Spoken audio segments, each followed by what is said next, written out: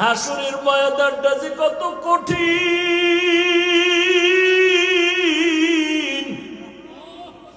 একদিকে সূর্যের গরম, অপরদিকে জাহান্নামের আগুনের গরম, আর একদিকে আমার মাওলা পাকের কুদরতি রাগান্বিত আওয়াজ, লিমানিল মুলকুল ইয়াউম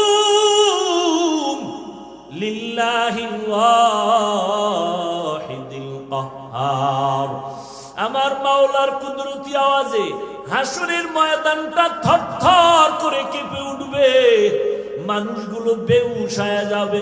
ওদিকে জাহান্নামের চিৎকার, ও আল্লাহ গুনাহগার বেনামাজি গুলো কই, তাড়াতাড়ি আমাকে দাও, আমার পেটে বড় ক্ষুধা, বেনামাজি গুনাহগার গুলো আমার পেটে দিয়া দাও।